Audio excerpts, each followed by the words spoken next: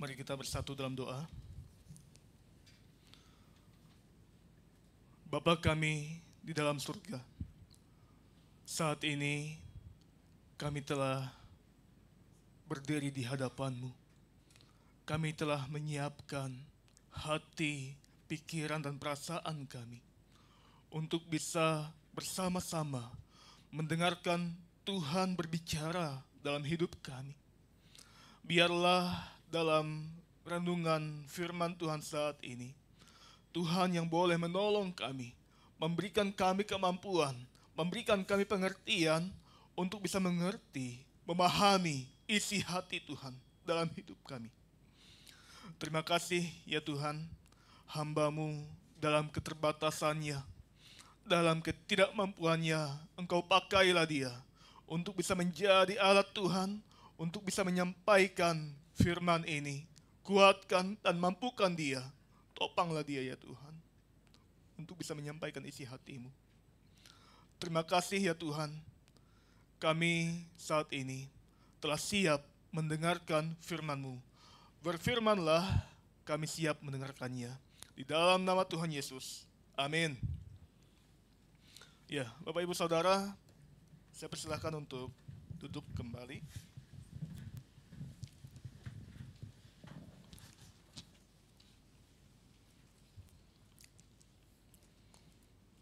Shalom semua. Bagaimana kabar Bapak Ibu semua? Baik. Selamat hari Minggu buat kita semua dan selamat datang untuk Bapak Ibu yang baru pertama kali beribadah di gereja ini. Kiranya di waktu-waktu di minggu-minggu ke depan boleh bersama-sama kembali untuk bisa beribadah di tempat ini. Amin. Oke, Bapak Ibu, mari kita membuka Alkitab kita yang terambil di dalam Injil Lukas, pasal yang ke-22, ayat 39 sampai ayat 46.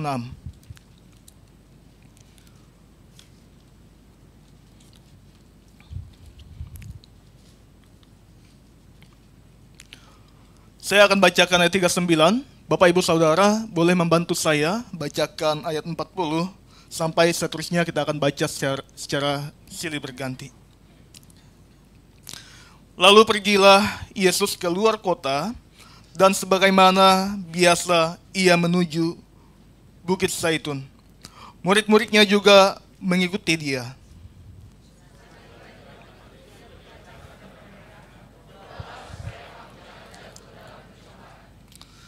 Kemudian ia menjauhkan diri dari mereka, kira-kira sepelempar batu jaraknya.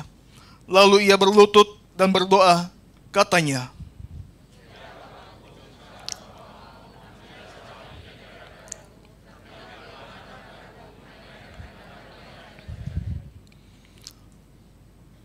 maka seorang malaikat dari langit menampakkan diri kepadanya untuk memberi kekuatan kepadanya.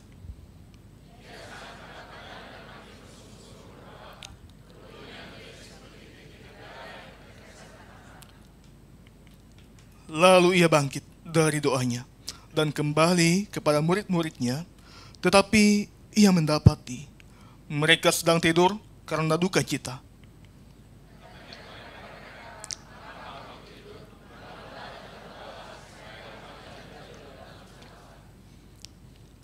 Iya, Bapak Ibu yang saya kasihi di dalam Yesus Tuhan, dalam waktu-waktu ke depan kita akan merayakan satu acara atau satu perayaan yang cukup penting di dalam kekristenan, yaitu Paskah. Nah, maka ini adalah momen-momen di mana kita akan memasuki satu waktu di mana Yesus akan memasuki satu waktu dia akan dihakimi, dia akan mati, dan dia akan menebus dosa kita, dan dia akan bangkit kembali. Nah, satu tema dari teks ini yang akan kita renungkan bersama-sama Awas, jatuh dalam pencobaan. Saya sangat diberkati oleh kesaksian hari ini. Memang harus kita akui, Bapak Ibu Saudara, sebagai orang percaya, sebagai seorang yang beriman kepada Tuhan, yang menyatakan Yesus adalah Tuhan dan Juru Selamat di dalam hidup kita, terkadang kita harus menghadapi cobaan-cobaan yang begitu rumit, cobaan-cobaan yang begitu berat, bahkan membingungkan kita, bahkan menyakitkan kita. Mungkin kita telah kehilangan seorang yang kita kasihi, galau kita jadinya. Nah, setelah itu kita dikecewakan dengan keadaan ini. Mungkin keluarga kita hancur berantakan. Mungkin bisnis kita, usaha kita, pekerjaan yang sudah kita bangun selama ini dengan jerih lelah kita gagal. Mungkin di tempat pekerjaan kita tidak pernah diperlakukan dengan baik oleh bos kita, senpai-senpai kita, oleh teman-teman lainnya, oleh saudara-saudara kita. Sehingga dengan keadaan-keadaan yang demikian, dalam tangisan kita katakan, cobaan apa ini Tuhan? Kenapa Tuhan memberikan saya cobaan yang demikian? Mengapa ini terjadi kepadaku? Mengapa Tuhan ini terjadi kepada keluargaku? Mengapa? Mengapa Tuhan? Yang jauh membingungkan kita saat ini adalah ketika kita bertanya-tanya dalam hidup ini, mengapa Tuhan seolah-olah membiarkan segalanya harus terjadi? Mengapa Tuhan tidak menolong aku? Di mana Tuhan? Mengapa Tuhan membiarkan aku menghadapi cobaan-cobaan ini sendiri? Padahal aku percaya kepada Tuhan, Pak, katanya. Padahal aku setia datang ibadah. Padahal aku rajin, Pak, memberikan persembahanku di tempat ini. Padahal aku melayani dia di tempat ini. Mengapa Tuhan membiarkan semuanya harus terjadi? Mengapa Tuhan tidak menolong aku? Mengapa Tuhan? Bapak Ibu Saudara, bukankah keadaan-keadaan yang demikian akan berdampak kepada kita? Bisa saja kita akan merasakan jengkel kepada Tuhan. Bisa saja kita akan marah kepada Tuhan. Kita akan kecewa kepada Tuhan. Dan kemungkinan kita tidak lagi mau percaya kepada Tuhan. Cobaan yang begitu rumit ini akhirnya membuat relasi kita tidak baik dengan Tuhan. Tarik nafas gitu kan. Kenapa demikian? Bapak Ibu Saudara, sebenarnya cobaan-cobaan ini bukan hanya berbicara tentang kesulitan, kerumitan yang kita alami, kesusahan yang kita hadapi. Cobaan ini juga berbicara tentang kenikmatan, berbicara tentang kedudukan, berbicara tentang kemegahan yang selalu kita cari dan usahakan, dan akhirnya kita melupakan Tuhan dalam hidup kita. Inilah yang Yesus alami kan, ketika dia dicobai oleh iblis di padang gurun itu. Iblis memberikan dia kemegahan di situ. Iblis menawarkan dia kedudukan di situ. Nah, Bapak Ibu Saudara,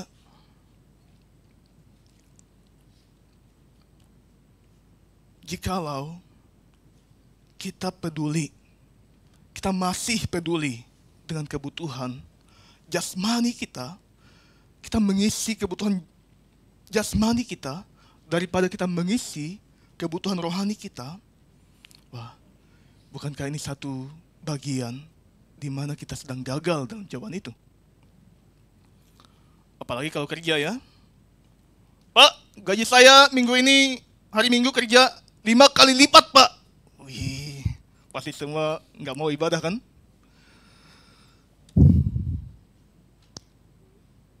Bapak Ibu Saudara, terkadang kita mengira bahwa kehidupan beriman kita akan bebas dari cobaan. Namun kenyataannya saya sebagai hamba Tuhan dan kita semua harus menghadapi semua cobaan-cobaan dalam berbagai bentuknya. Dalam kehidupan kita yang penuh dengan tantangan dan godaan ini, penting sebenarnya bagi kita untuk memahami bahwa kita itu rentan untuk jatuh ke dalam berbagai pencobaan itu. Tapi sebelum kita jatuh dalam pencobaan ini, sebenarnya Yesus sudah memperingatkan kepada kita, Bapak Ibu Saudara, di akhir-akhir pelayanannya saat itu. Di waktu-waktu ia akan diserahkan. Di waktu-waktu ia akan dihukum. Dia akan mati, menebus dosa-dosa kita. Ia memperingatkan hal ini kepada kita. Awas loh katanya. Kamu, saya jatuh dalam pencobaan. Awas. Awas jatuh dalam pencobaan. Yesus memperingatkan hal ini kepada kita sekalian. Maka kalau kita perhatikan dalam teks yang kita baca ini, Yesus memulai dan dia akhiri teks ini dengan mengatakan, berdoalah supaya kamu jangan jatuh ke dalam pencobaan itu. Berdoalah supaya kamu jangan jatuh ke dalam pencobaan itu. Apa artinya? Artinya Yesus ketika dia akan mengakhiri hidupnya di dunia ini, dia masih peduli kepada kita. Dia masih peduli kepada saya dan kita semua. Sekalipun kita harus menghadapi pencobaan yang begitu rumit bahkan menyakitkan, dia tidak ingin kita jatuh dalam pencobaan itu. Dia tidak ingin kita jatuh dalam pencobaan itu. Tetapi dia ingin kita bertahan sampai akhir, Bapak Ibu Saudara. Sekalipun dalam pencobaan. Nah, maka apa sih pencobaan itu? Gitu nah. Apa pencobaan itu ya? Sebenarnya arti dasar kata pencobaan ini adalah menguji, mencoba, atau membuktikan. Sesuatu yang diuji, sesuatu yang dicoba, sesuatu yang dibuktikan, itu tidak mempunyai konotasi negatif sebenarnya pada bagian ini. Pencobaan itu baik adanya. Pencobaan itu atau dicobai, ini bukanlah suatu dosa. Pencobaan itu bukan dosa. Maka nggak salah Bapak Ibu Saudara, kalau kita terus diperhadapkan dengan berbagai-bagai pencobaan selama hidup ini. Tidak salah. Ya begitulah kehidupan normal kita. Di mana kita akan selalu diperhadapkan dengan cobaan-cobaan yang akan membuat kita merasa bingung untuk mengambil keputusan. Terkadang kita harus berduka dengan keadaan yang kita alami. Petrus mengatakan di dalam suratnya yang pertama, sekalipun kita harus berduka, sekalipun kita harus meratap, sekalipun kita mengalami kesusahan oleh berbagai-bagai pencobaan, semuanya itu ialah untuk apa? Untuk membuktikan, untuk menguji kemurnian iman kita. Setelah dibuktikan, setelah diuji, setelah menghadapi pencobaan, Hasilnya apa? Kemurnian iman. Seberapa kita yakin kepada Tuhan, seberapa kita berpegang kepada Tuhan ketika menghadapi tantangan dalam hidup ini. Disinilah akan terlihat ujian iman kita di hadapan Tuhan. Bahkan segala sesuatu yang ada di dunia ini tidak ada apa-apanya. Kemurnian iman ini melebihi segala sesuatu yang bernilai di muka bumi ini. Wah, Bapak Ibu Saudara, dengan kata lain, begini. Ternyata anakku sepenuhnya menyerahkan persoalannya kepadaku. Dia percaya kepadaku dengan sepenuhnya. Dia tetap berpegang kepadaku.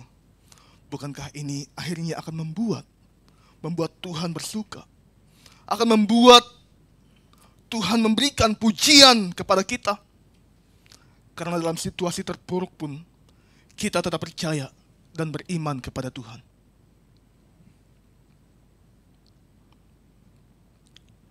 Bapak Ibu Saudara, ketika di awal-awal pelayanan Tuhan Yesus, ia harus dicobai oleh si iblis ya, si bolis ya, di padang gurun. Nah. Dan ia bisa menang dari pencobaan itu. Dan di akhir-akhir pelayanannya pun, kita melihat bagaimana ia memberitahukan kepada kita dari teks yang kita baca ini, untuk tidak jatuh ke dalam pencobaan. Nah, maka saya coba renungkan gitu. Nah, terkadang pencobaan itu sering terjadi ya, di awal-awal ya. Ketika kita ingin membangun usaha mungkin gitu nah, atau bisnis kita, tiba-tiba mengalami sakit. Akhirnya hancurlah usaha bisnis kita yang baru kita bangun selama ini. Biasanya juga di awal-awal itu, kalau pacaran nih, banyak ya pencobaan-pencobaan. Kalau kita pasrah aja, wah bisa jatuh kita di dalamnya. Maka perlu hati-hati ketika di awal-awal pacaran ya. Nah, ini sebagai peringatan buat kita. Ada lagu apa ya yang katakan pegang-pegang boleh, cium-cium boleh. Aduh, nanti kalau ada itu, thanking saja. Dalam nama Tuhan Yesus, setan pergi, gitu nah. Iya kan? Bapak Ibu Saudara, selain di awal-awal juga, pencobaan itu sering terjadi di akhir-akhir ya. Di akhir-akhir. Kalau sudah banyak uang, biasanya kita lupa segalanya ya. Dunia ini merasa milik berdua dengan pasangan katanya. Ya, gitu nah. Apapun bisa kita beli. Beli minum-minuman keras gitu nah. Beli istri tetangga. Oh, bukan. Aduh, ada banyak hal yang bisa kita lakukan dengan uang kita. Bukankah ini sebagai pengingat kepada kita hari ini? Apapun bentuk pencobaan itu harus kita lawan dan tidak boleh kita biarkan.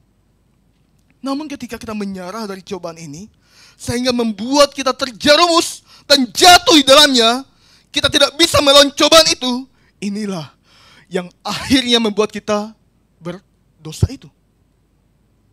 Nah, Bapak Ibu Saudara, Yesus ingin di akhir pelayanannya ini, Yesus ingin melihat murid-muridnya untuk tidak goyah di dalam iman. Karena cobaan yang harus mereka alami. Karena mereka akan melihat secara langsung Yesus, gurunya itu, dihukum mati. Tidak mudah situasi saat itu bagi para murid. Apalagi mereka akan dihakimi juga. Kamu ya ikut Tuhan Yesus, kamu akan dihukum juga. Wah, gak mudah sekali. Maka tidak salah jikalau Petrus menyangkal Yesus. Ketakutan dia dengan situasi itu.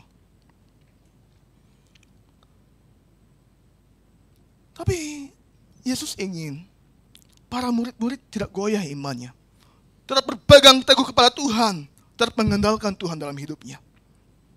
Maka Bapak Ibu Saudara, kalau kita perhatikan, ketika Yesus mengatakan, berdoalah supaya kamu jangan jatuh ke dalam pencobaan. Kata ini tertuju kepada siapa sih? Nah, kalau kita lihat di dalam kitab Markus pasal 14 ayat 37 dan 38 itu,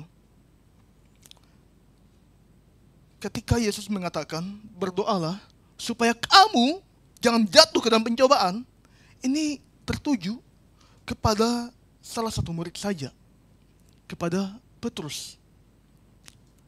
Ini dia sampaikan kepada Petrus.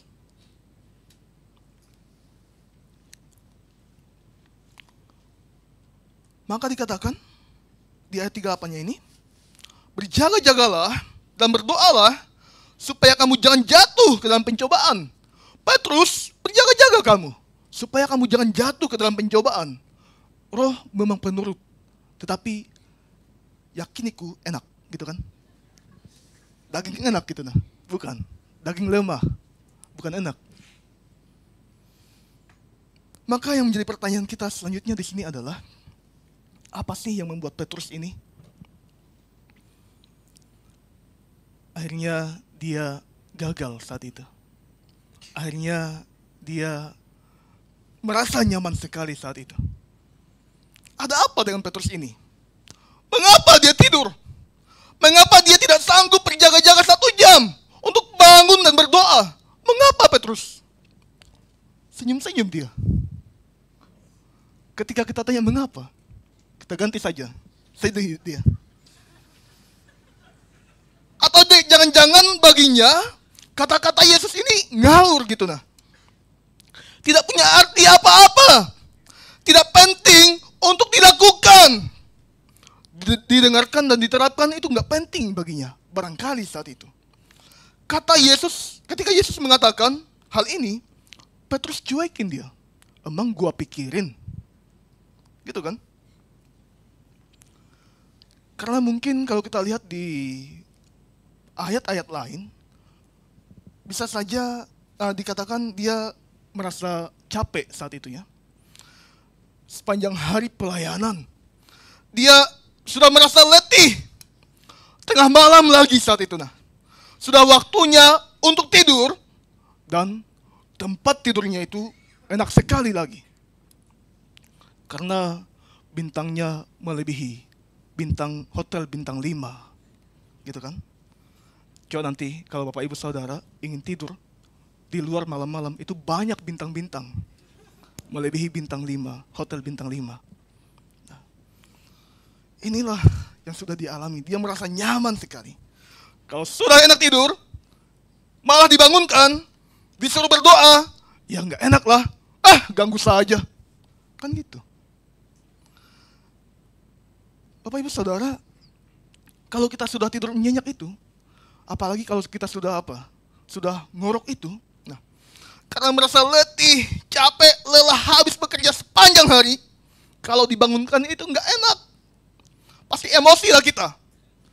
Gimana ya dengan Bapak Ibu Saudara yang punya bayi kecil gitu nah, yang rewel tengah malam? Pasti sudah terbukti lah itu emosinya ya, tingkat emosinya itu terbukti lah. Nanti siap-siap lah yang akan menikah dan punya bayi. Disitulah akan dilatih nanti emosi kita. Nah, Bapak Ibu Saudara, ketika Yesus mengatakan berdoalah supaya kamu Petrus jangan jatuh ke dalam pencobaan, tapi Petrusnya di sini dia sedang tidur dia. Dia sedang tidur Bapak Ibu. Mengapa kamu tidur ya? Mengapa dia tidur ya? Nah, kata tidur di sini artinya kata ini bisa digunakan atau sering merujuk kepada keadaan fisik seseorang yang sedang dalam istirahat, sedang berbaring, yang sudah tidak tahu apa-apa lagi dalam keadaannya. Setidaknya ada dua pengertian yang bisa kita lihat dari kata tidur ini. Yang pertama ini, kata tidur ini menunjukkan terlelap atau benar-benar tidur. Ini adalah aktivitas di mana kita sedang mengurangi aktivitas fisik kita, di mana kita dalam keadaan diam dan tidak mengerti segala sesuatu. Tidur ini sebenarnya digambarkan Bapak Ibu Saudara sebagai anugerah dari Allah. Pemazmur 4 ayat 8 pasal 5 ayat 3 mengatakan, "Ya Tuhan, pada pagi hari Engkau hendak mendengar aku akan bunyi suaraku. Pada pagi harilah aku menyediakan diriku bagimu dan menengadahlah aku." Dan di dalam Mazmur pasal 4 ayat yang ke-8 mengatakan, "Dengan tentram aku membaringkan diri, lalu segera tidur. Sebab hanya Engkaulah ya Tuhan yang membaringkan aku dengan aman." Ini tidak tertulis di sini ya. Nah, Bapak Ibu Saudara, sebenarnya apapun tujuan Allah membuat kita untuk tidur ini, kita sebenarnya di sini dapat bersyukur kepada Allah karena Ia sedang memenuhi kebutuhan kita. Kita memang diciptakan dengan kebutuhan dan keterbatasan, supaya kita selalu ingat betapa kita membutuhkan Allah. Tapi yang celakanya adalah ketika kita telah melewati waktu tidur kita, kita biasanya lupa Tuhan, gitu nah. Kita lupa Tuhan. Kita biasanya nggak tahu diri gitu nah di hadapan Tuhan. Padahal kita menikmati anugerah Tuhan melalui tidur, kita lupa untuk berdoa. Kita lupa untuk menyampaikan syukur kepada Tuhan di waktu pagi. Kita lupa membaca firman Tuhan. Kita lupa merenungkan firman-Nya itu. Kita lupa segalanya. Ada waktu pagi kita langsung apa? Bersiap-siap. Bergegas untuk kerja kan? Supaya bisa rapi, cakep gitu nah. Kita langsung berangkat kerja. Bukankah ini pencobaan di awal-awal gitu kan? Waktu bangun tidur. Ini bisa terjadi. Dan pengertian yang kedua dari kata tidur ini bisa kita lihat di dalam Efesus pasal 5 ayat 14. Mari kita baca sama-sama. 3, 2, 1.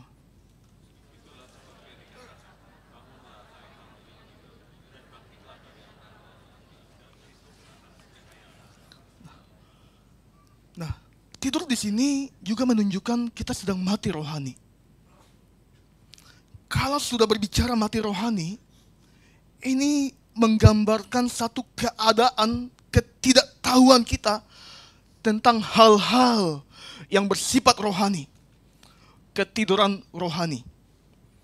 Kita akan enggan Bapak Ibu Saudara untuk memperlihatkan hal-hal yang penting secara spiritual, di mana kita tidak menyadari kehadiran Allah di dalam hidup kita, di mana kita tidak memperhatikan pesan-pesan rohani yang disampaikan oleh Allah di dalam hidup kita. Kita tidak mengerti pentingnya kehidupan spiritual itu. Inilah keadaan kita.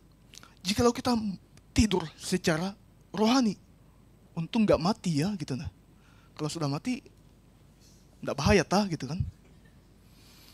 Bagaimana ya dengan kita yang datang ibadah hari ini? Apakah mata rohani kita sedang tertidur nyenyak gitu? Ketika ada pesan-pesan rohani yang disampaikan, apakah kita menganggap pesan-pesan rohani ini sebagai pesan yang tidak penting untuk kita terima? Apakah pesan-pesan rohani ini kita anggap sebagai pesan-pesan yang tidak baik untuk kita lakukan?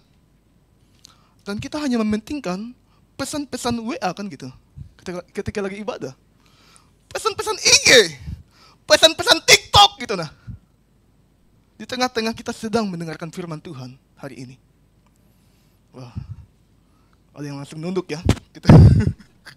Nah, Bapak Ibu Saudara, daripada kita baca firman Tuhan, buka firman Tuhan, mending kita nonton Netflix lah gitu kan, YouTube lah gitu, untuk nonton, dan kita nonton konten untuk apa? Yang sedang viral sekarang ini, beli apa? Beli takjil ya. Ada banyak bukan di antara kita yang tidak fokus, Bapak Ibu Saudara, ketika ada firman Tuhan yang disampaikan, tapi kita malah memberikan waktu kita di bagian-bagian lain.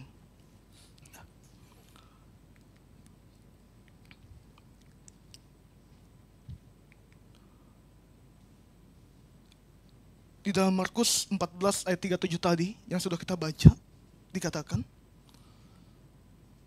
tidak sanggupkah engkau berjaga-jaga 1 jam?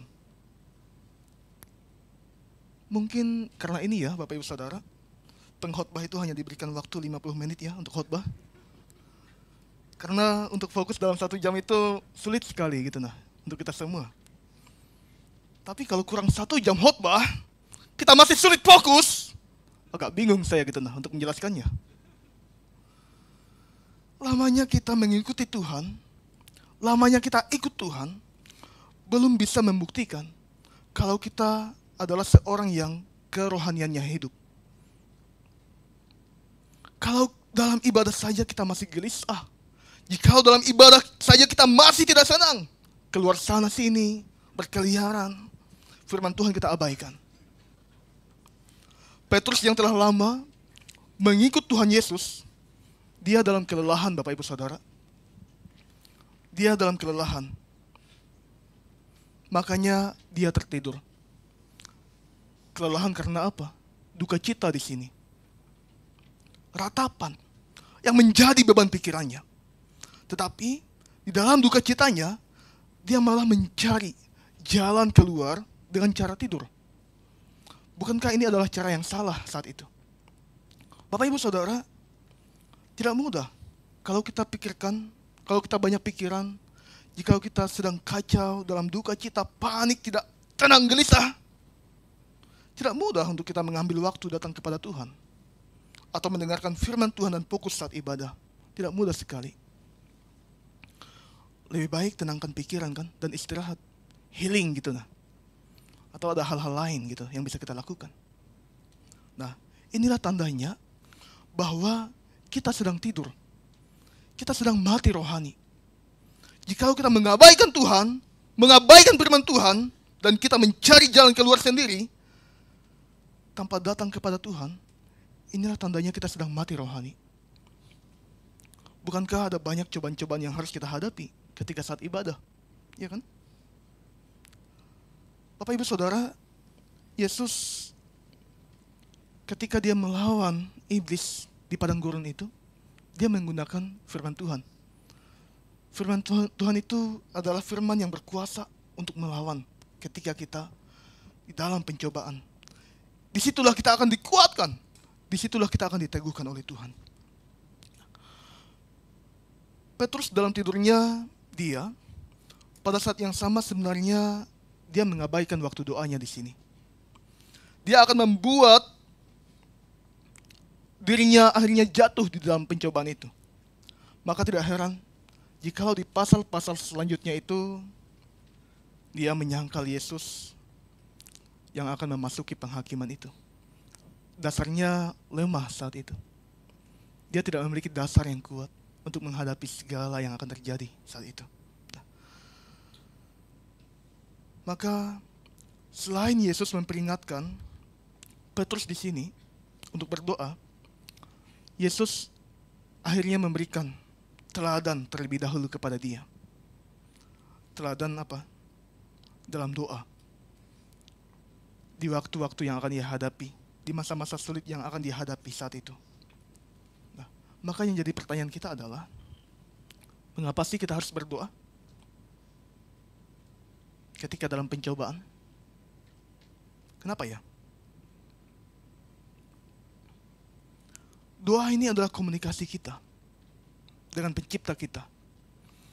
Itulah yang diartikan di bagian ini sebagai bentuk komunikasi spiritual di mana kita sedang berbicara dengan Allah. Kita mengungkapkan kebutuhan kita. Kita mengungkapkan keinginan dan permohonan kita kepadanya. Kita berdoa kepada Allah itu untuk meminta pertolongan kepada Dia, meminta perlindungan kepada Dia, meminta penyembuhan, kebijaksanaan, dan lain sebagainya. Dengan doa juga kita bisa mengakui segala dosa-dosa kita di hadapan Tuhan, meminta ampun kepada Dia, memohon pengampunan atas segala dosa-dosa yang kita perbuat yang menyakiti hati Allah itu, serta bertobat dan memperbaiki hubungan kita dengan Tuhan. Dari doa juga kita bisa meminta kepada Tuhan untuk bisa memperkuat iman kita dan menjalin hubungan yang lebih dekat dengan Allah ketika kita ingin mencari petunjuknya ketika dalam pencobaan ini. Nah, Bapak Ibu Saudara yang saya kasih dalam Tuhan Yesus,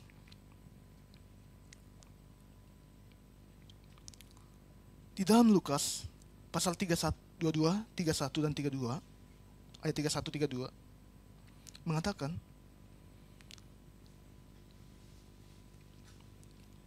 Simon, Simon, lihatlah, iblis telah menuntut untuk menampi kamu seperti gandum. Tetapi aku telah berdoa untuk engkau, supaya imanmu jangan gugur. Dan engkau, jikalau engkau insyaf, kuatkanlah saudara-saudaramu. Bapak Ibu Saudara, jika tadi kita berbicara tentang pencobaan itu, ini sebagai bagian untuk membuktikan atau menguji kemurnian iman kita. Sekarang dari doa, kita bisa tahu doa ini sebenarnya untuk memperkuat kita supaya kita tidak gagal dalam pencobaan itu. Janji inilah sebenarnya yang Petrus ingat dalam pelayanannya ketika dia tuliskan di dalam suratnya yang kedua, pasal 2, ayat yang ke-9. Untuk terus menguatkan kita sebagai saudara seiman ketika kita dalam pencobaan. Bahwa Tuhan akan menyelamatkan kita. Tuhan akan menolong kita yang akan berserah kepadanya melalui doa kita. Bapak Ibu Saudara, lantas kenapa ya kita sulit untuk berdoa? Jikalau dari doa kita bisa meminta kekuatan kepada Tuhan. Jikalau dari doa kita bisa meminta petunjuk kepada Tuhan untuk melawan setiap pencobaan-pencobaan dalam hidup ini. Saya memberikan satu ilustrasi kepada kita semua. Ini adalah Bapak Boris namanya, keluarga Bapak Boris. Bukan Boris agak lain ya. Bapak Ibu Saudara sudah tahukah cerita ini? Bapak Boris ini adalah seorang penginjil. Dia adalah seorang evangelis di sebuah gereja Australia, dan istrinya adalah seorang perawat. Mereka adalah keluarga yang mencintai Tuhan. Mereka adalah keluarga yang sepenuhnya menyerahkan diri di hadapan Tuhan. Mereka mencintai pelayanan.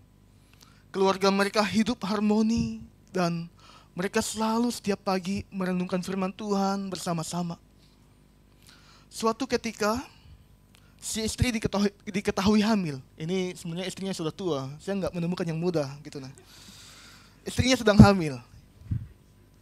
Mereka sangat bersyukur sekali kepada Tuhan dan mereka selalu berdoa untuk pertumbuhan bayi yang ada di dalam janinnya. Karena istrinya adalah seorang perawat, jadi dia tahu apa-apa saja yang baik Bapak Ibu Saudara untuk dia makan.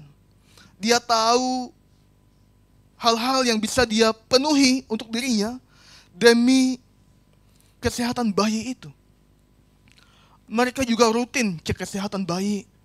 Dan terlihat bayi itu sehat, sempurna, dan tidak kekurangan apapun ketika mereka cek.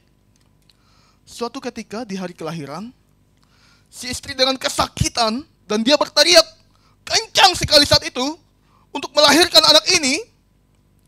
Setelah dilahirkan, hal yang menyedihkan adalah anak itu mengalami sakit dengan istilah medisnya sindrom tetra amelia. Ketika bidan memberikan bayi itu kepada keluarga ini, Bapak Boris dan istri, mereka menolak untuk melihat bayi yang ada. Mereka menolak untuk melihat buah hatinya itu ketika telah lahir. Mereka berdoa kepada Tuhan dan mereka bertanya kepada Tuhan, mengapa Tuhan? Mengapa ini harus terjadi? Padahal selama ini saya telah merawat bayi ini ketika di dalam janin. Selalu cek baik, tidak memiliki sakit dan lain sebagainya. Tetapi ketika dilahirkan, mereka menyesal, mereka kecewa dengan bayi itu. Mereka berdoa kepada Tuhan dan bertanya, mengapa harus begini Tuhan?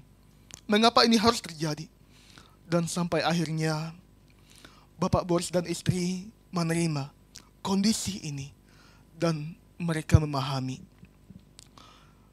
rencana Tuhan untuk putra mereka. Dan mereka memberikan nama kepada sang buah hati, Nicholas James Pigit. Inilah yang kita kenal dengan Nick, yang selama ini mengalami sindrom langka, yang punya karakteristik tanpa lengan dan tanpa kaki. Dan sampai hari ini ada banyak Bapak Ibu Saudara, orang-orang yang berhasil dipengaruhi dan menerima Kristus dengan kata-kata motivasinya dan buku-bukunya. Bapak Ibu Saudara, mungkin kalau kita bertanya dalam hal ini, mengapa Tuhan ini terjadi? Bukankah ini sebagai bagian dari rencana Tuhan untuk di waktu-waktu ke depan? Dan akhirnya dari sinilah akan teruji iman kita, setia atau tidak kita kepada Tuhan. Mungkin kalau mereka atau keluarga ini tidak berdoa dan meminta pengertian kepada Tuhan dalam cobaan yang mereka hadapi, bisa saja anak itu mereka bunuh, Bapak Ibu Saudara. Bisa saja anak itu mereka buang. Bisa saja anak ini mereka titipkan kepada orang lain. Mereka nggak mau mengasuhnya. Kalau mereka tidak berdoa dan meminta petunjuk kepada Tuhan, anak ini mungkin mereka akan singkirkan. Karena sudah tidak sanggup mendengar bully-bulian selama ini yang mereka alami. Nggak enak mereka mendengarkan bully-bulian ini. Tapi karena mereka berdoa kepada Tuhan saat itu, mereka meminta petunjuk kepada Tuhan, mereka bisa melewati cobaan-cobaan yang sangat berat ini. Dan dari ilustrasi inilah kita bisa melihat hal positif dari pencobaan yang semestinya kita akan alami di waktu-waktu ke depan. Tuhan tidak ingin kita jatuh di dalam pencobaan. Tuhan tidak ingin kita jatuh dan gagal di dalam pencobaan, dan akhirnya kita terjerumus di dalam pencobaan itu dan akhirnya membuat kita berdosa. Tuhan tidak menginginkan itu. Tetapi Tuhan ingin kita untuk bertahan dari pencobaan yang kita akan hadapi. Tuhan ingin kita menang dari cobaan-cobaan yang kita hadapi. Alkitab memberitahukan kepada kita apa yang akan terjadi jikalau kita mampu melawan pencobaan ini.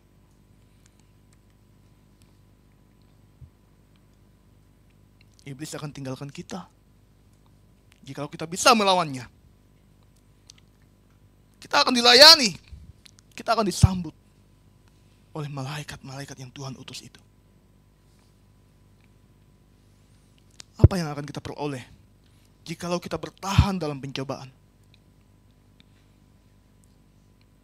Yaitu kita akan menerima mahkota kehidupan yang dijanjikan oleh Allah di akhir kita meninggalkan dunia ini, dan kita tetap bertahan dan mengasihi Tuhan. Bapak Ibu Saudara, biarlah bagian ini boleh memberikan kita keteguhan kembali untuk bersama-sama menghadapi di waktu-waktu ke depan yang akan datang segala persoalan, tantangan, dan kenyamanan kita. Ingatlah, dan waspadalah, awas jangan sampai kita jatuh di dalam pencobaan. Maka kesimpulan kita yang pertama adalah pentingnya kesiapan rohani kita dalam menghadapi pencobaan dan dalam ketaatan untuk menerima Tuhan berbicara dalam hidup kita. Dan yang kedua, kita perlu untuk berdoa dalam menghadapi pencobaan ini. Karena ini menunjukkan kekuatan rohani kita untuk melawan segala pencobaan yang akan membuat kita jatuh. Tuhan memberkati kita. Tuhan menolong kita. Mari kita berdiri.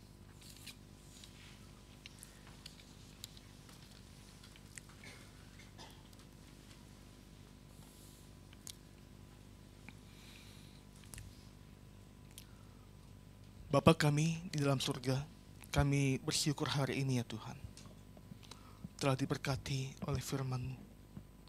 Biarlah dalam kasih-Mu dan pertolongan-Mu, kami boleh diteguhkan oleh Tuhan untuk bisa bersama-sama melawan segala pencobaan, tantangan, persoalan yang akan kami hadapi ke depan. Tuhan, teguhkanlah kami, kuatkanlah kami, dan biarlah kami tetap meyakini ketika kami dalam persoalan itu sebagai ujian untuk kami, bahwa ini sebagai bagian menguji iman kami di hadapan-Mu. Pimpinlah kami ya Tuhan, dan sertailah selalu kami ketika kami bersama-sama memahami dan mengerti firman-Mu. Hamba-Mu telah berhenti berkata-kata, biarlah Roh Kudus-Mu boleh selalu memberikan kegelisahan kepada hati kami masing-masing untuk bisa memahami, mengerti, dan menggali bagian ini dengan baik. Terima kasih Bapa. Saat ini kami serahkan untuk doa-doa kami, syafaat kami di hadapan-Mu. Kami berdoa ya Tuhan untuk jemaat kami yang boleh Tuhan tambahkan sepanjang minggu ini, boleh bertambah satu usia. Biarlah Tuhan boleh memberkati jemaat-jemaat-Mu ini, dan biarlah Tuhan boleh menolong dan memberkati mereka yang boleh datang di tempat ini, dan mereka yang belum bisa bersama-sama dengan kami. Biarlah dalam kasih Tuhan, Tuhan boleh terus menolong, memimpin dalam setiap pendidikan, kehidupan, dalam keluarga, rumah tangga. Biarlah dalam kasih-Mu juga, Tuhan boleh meneguhkan iman dari jemaat kami yang boleh Tuhan tambahkan satu usia. Kami berdoa untuk pemulihan jemaat kami juga yang sakit ya Tuhan. Kami doakan untuk Bapak Agustinus Chandra yang dalam pemulihan, Bapak Markus, Ibu Ellen, dan Bapak Stephen. Biarlah Tuhan boleh menolong dan memulihkan terus keadaan, dan berikanlah kekuatan untuk bisa menghadapi sakit penyakit ini, dan biarlah mereka boleh berpegang teguh kepada Tuhan dan menyerahkan sepenuhnya kepada Tuhan, dan Tuhanlah yang menjadi sumber kekuatan ketika mereka menyampaikan kepada Tuhan segala pergumulan dalam sakit ini. Kami doakan juga untuk jemaat kami yang mengandung. Dari Ibu Desi Widianti, kami serahkan kepadamu. Tuhan tolonglah, berkatilah, dan Tuhan boleh terus berkati untuk janin yang ada. Biarlah boleh bertumbuh dengan baik, dan Tuhan boleh menolong dan memberkati. Terima kasih ya Tuhan. Biarlah setiap syafaat yang boleh kami naikkan di hadapan Tuhan, boleh Tuhan jawab tepat pada waktu-Mu. Terima kasih ya Tuhan. Kami serahkan doa-doa syafaat kami ini kepadamu, dan kami akhiri syafaat ini dengan doa yang Engkau ajarkan bagi kami sekalian. Bapa kami yang di surga, dikuduskan nama-Mu, datanglah kerajaan-Mu, jadilah kehendak-Mu di bumi seperti di surga. Berikan kasih